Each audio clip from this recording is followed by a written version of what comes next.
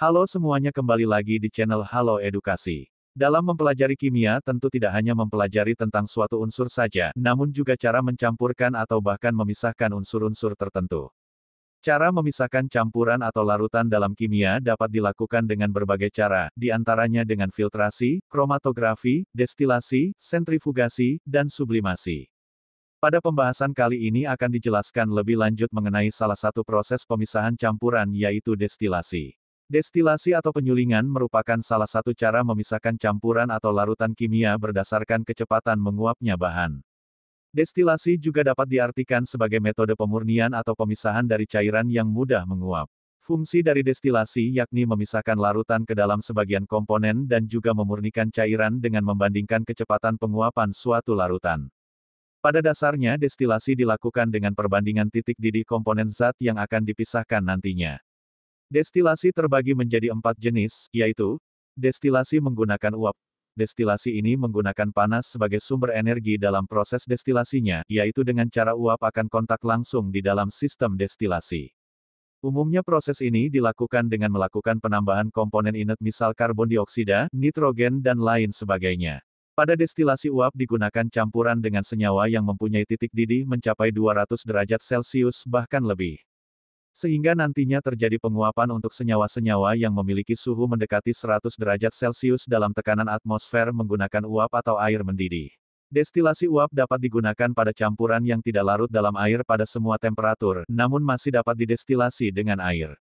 Pengaplikasian destilasi uap dapat digunakan dalam mengekstrak produk alam seperti minyak atsiri, seperti lemon, jeruk, lavender, eukaliptus atau ekstraksi bahan minyak parfum. Destilasi sederhana. Destilasi sederhana menggunakan prinsip dasar perbedaan titik didih yang amat jauh dengan salah satu komponen volatil. Jadi pada saat suatu campuran dipanaskan, maka komponen dengan titik didih lebih rendah akan menguap terlebih dahulu. Tidak hanya itu saja, terjadi perbedaan kevolatilan, yakni kecenderungan dari suatu substansi untuk menjadi gas. Destilasi sederhana dilakukan dengan tekanan atmosfer dan dapat digunakan untuk memisahkan alkohol dan air. Destilasi fraksionasi. Destilasi fraksionasi yaitu jenis destilasi untuk memisahkan dua atau lebih komponen berwujud cair dari suatu larutan berdasarkan pada perbedaan titik didih.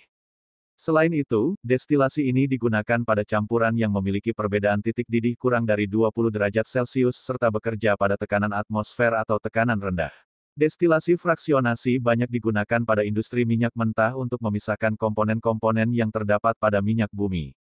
Pada destilasi ini terdapat kolom fraksionasi yang akan mengalami pemanasan secara bertahap dengan suhu berbeda-beda di setiap platnya. Hal ini bertujuan agar pemurnian destilat berlebih dari plat-plat di bagian bawahnya. Semakin ke atas, maka semakin tidak volatil cairannya. Destilasi vakum. Destilasi vakum merupakan jenis destilasi yang digunakan apabila senyawa yang ingin didestilasi tidak stabil, artinya dapat terdekomposisi sebelum atau mendekati titik didih, dapat juga pada campuran dengan titik didih di atas 150 derajat Celcius. Untuk destilasi vakum tidak dapat dilakukan pada campuran atau larutan dengan titik didih rendah apabila kondensor menggunakan air dingin, sebab komponen yang menguap tidak dapat dikondensasi oleh air. Sehingga untuk mengurangi tekanan diperlukan pompa vakum atau aspirator. Demikian penjelasan mengenai destilasi dan jenis-jenisnya. Semoga menambah ilmu pengetahuan dan bermanfaat. Jangan lupa untuk like, komen, subscribe serta nyalakan lonceng notifikasi agar tidak ketinggalan ilmu pengetahuan lainnya dari Halo Edukasi.